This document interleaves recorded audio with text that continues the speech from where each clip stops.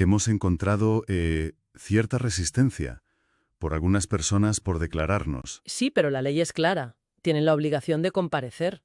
Estás en Valeria Márquez Legado. A ver, no somos un canal más. Esto es una comunidad, Exacto. una investigación abierta, constante. Estamos aquí para desenterrar cada pista, cada detalle olvidado en el caso de Valeria. Aquí, cada pieza cuenta. Y cada silencio puede ser un grito de verdad. Lo que vais a escuchar hoy son, fragmentos de nuestra propia investigación, piezas que simplemente no encajan en el relato oficial. Por eso, suscríbete ahora. Dale al botón. Sí, necesitamos tu perspectiva, tu análisis. Únete antes de que la próxima revelación lo cambie todo. Es que seguir con esta búsqueda depende también de la comunidad. De acuerdo, pues vamos al grano. Tenemos acceso a unas declaraciones que son, como poco, desconcertantes. Vienen del fiscal del caso, Salvador González, y, textualmente, menciona haber encontrado cierta resistencia por algunas personas por declararnos. ¿Resistencia? Sí, y afirma que por esto no han podido hacer entrevistas que considera clave. Ya. Y aquí es donde la historia oficial empieza a hacer aguas, ¿no? Totalmente. Porque el fiscal lanza eso, resistencia, pero lo deja ahí flotando en una ambigüedad que casi parece calculada. Sí. No da ni una pista sobre quiénes son estas personas. A ver, son testigos directos, gente que vio algo crucial. Claro. Son del círculo íntimo de Valeria.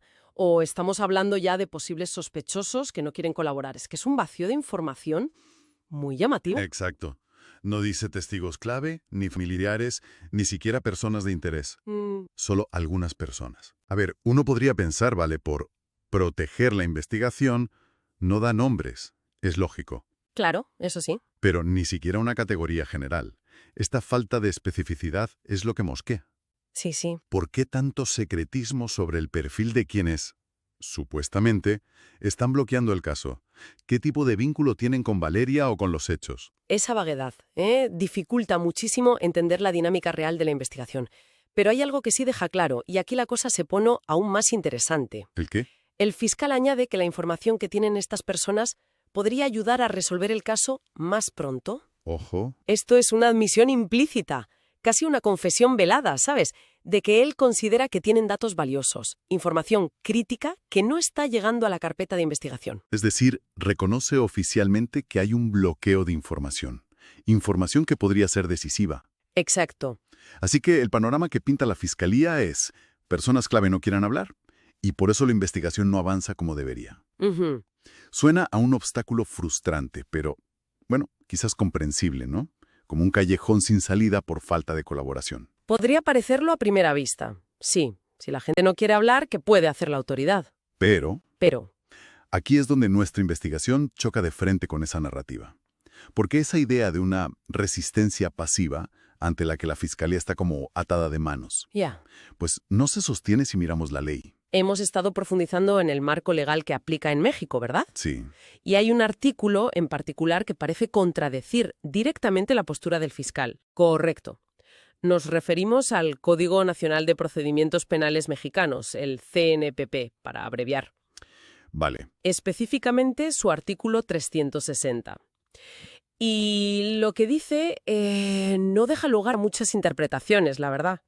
¿Qué establece exactamente ese artículo? Porque es crucial para entender por qué la declaración del fiscal nos genera tantas dudas. Pues mira, el artículo 360 del CNPP es muy claro. Establece, y cito la idea central, que toda persona tiene la obligación de concurrir al proceso cuando sea citada. Obligación. Y además, la obligación de declarar la verdad de cuanto conozca y le sea preguntado. Fíjate bien en las palabras. Obligación de concurrir Ya. no es una invitación, no es una sugerencia, es un mandato legal. Eso cambia radicalmente el panorama, ¿eh? Totalmente. La ley distingue muy claramente entre la comparecencia física y la declaración en sí. Ujú. Negarse a responder ciertas preguntas o guardar silencio es un derecho en muchas circunstancias, pero negarse a asistir cuando ha recibido una citación formal, eso es otra historia. Claro. Ignorar la citación tiene consecuencias legales directas. Y no son consecuencias menores, ¿verdad? Hemos visto que el propio código ofrece herramientas a la autoridad para hacer cumplir esa obligación. Efectivamente, no es que la ley imponga una obligación y luego deje a la autoridad sin medios para hacerla valer, que va. Vale. El mismo Código Nacional de Procedimientos Penales, en otros artículos, como el 104, que detalla los medios de apremio, o el 91, sobre las correcciones disciplinarias, contempla medidas coercitivas muy claras. ¿Cómo cuáles? Hablamos de multas, arrestos administrativos de hasta 36 horas. Incluso el uso de la fuerza pública. Sí, sí. Explícitamente se menciona el auxilio de la fuerza pública como último recurso para asegurar que una persona citada, que se niega a comparecer, sea llevada ante la autoridad. O sea que la ley prevé y autoriza el uso de la fuerza del Estado para garantizar que la obligación de comparecer se cumpla. Exacto. No es una opción que dependa de la voluntad del citado. Además de estas medidas, digamos, procesales, ¿no existe también una figura penal más grave si se considera que se está entorpeciendo la investigación? Por supuesto. El Código Penal Federal tipifica delitos contra la Administración de Justicia. Vale. Dependiendo de las circunstancias específicas, claro, una negativa persistente y deliberada a colaborar, sobre todo si se destruyen pruebas o se induce a otros a no declarar, pues podría encuadrarse en figuras como la obstrucción a la justicia. Entiendo. El marco legal ofrece un arsenal de herramientas, desde medidas administrativas hasta consecuencias penales. Vamos, que hay de todo. Entonces, aquí es donde todo se vuelve realmente confuso y preocupante. Sí. Si la ley es tan clara en la obligación de comparecer, y además da herramientas específicas y contundentes, multas, arresto, fuerza pública para obligar a quien se resista. ¿Por qué el fiscal Salvador González habla de resistencia como si fuera un obstáculo insuperable? ¿Por qué transmite esa sensación de impotencia, de que no pueden entrevistar a estas personas clave? Esa es la pregunta del millón, sí. Y las posibles respuestas son inquietantes. A ver, analicemos las opciones. Vale. Podría ser un desconocimiento flagrante de estos artículos por parte de la Fiscalía. Hombre. Francamente parece muy improbable, ¿no? Son herramientas básicas del día a día de cualquier ministerio público.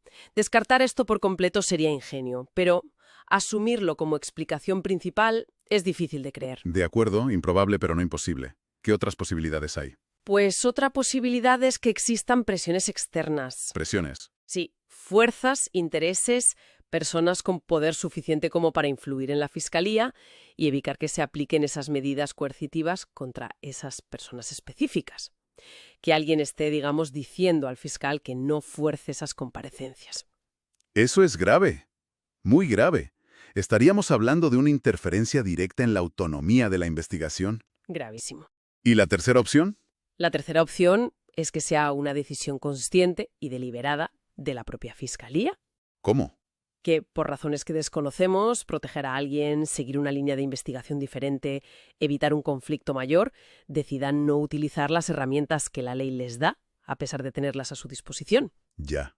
Y que usen la resistencia como una excusa conveniente para justificar la falta de avances. Cualquiera de estos escenarios, incompetencia, presión externa o decisión deliberada de no actuar, pinta un cuadro muy sombrío sobre la integridad y la eficacia de la investigación en el caso de Valeria. Desde luego. Y esto nos conecta directamente con otra pista que hemos detectado, algo relacionado con el tiempo que ha pasado y la atmósfera general que rodea el caso. Han pasado casi 5 meses desde que Valeria desapareció. 5 meses. Es mucho tiempo. Muchísimo. Y según la información oficial, confirmada por las propias declaraciones del fiscal que hemos analizado, a día de hoy no hay ni una sola persona formalmente identificada como sospechosa. Ni una. Ni una.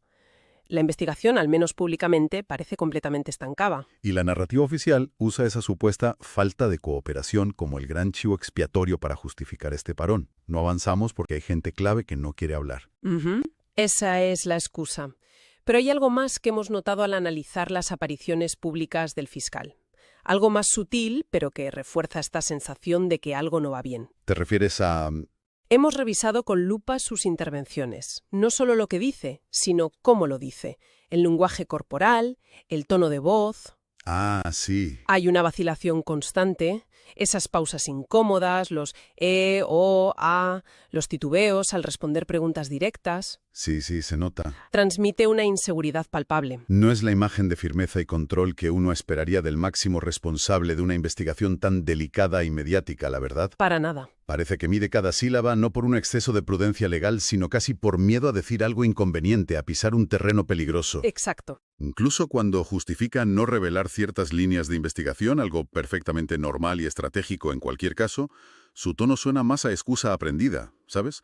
A un guión defensivo que a una convicción real en su estrategia. Es nerviosismo puro y simple. Quizás miedo a las posibles repercusiones o acciones. Podría ser. O podría ser el reflejo de esas presiones externas de las que hablábamos antes. Uf. Si la persona que debe personificar la búsqueda de justicia muestra esta actitud dubitativa, casi temerosa, envía una señal muy preocupante sobre el control real que tiene sobre la investigación. Genera una profunda desconfianza, sí. Si la cabeza visible de la investigación parece insegura, presionada o incapaz de usar las herramientas legales a su alcance, Claro. ¿qué podemos esperar del resto del proceso? ¿Qué está ocurriendo realmente tras las puertas cerradas de esa fiscalía? ¿Hay algo o alguien que le impide actuar con la autoridad y la contundencia que la ley no solo le permite, sino que le exige? Y esta duda se agiganta con otra pieza que resulta especialmente extraña en este rompecabezas: el secretismo absoluto, total, sobre la identidad de estas personas resistentes. Totalmente. El fiscal se niega en redondo a ofrecer el más mínimo dato que permita identificar, ni siquiera de forma vaga, a quienes supuestamente están, entorpeciendo la investigación. Ujú, No hablamos ya de nombres y apellidos, obviamente. Eso se entiende. claro. Pero es que no dan iniciales, ni una descripción genérica de su posible rol en la historia.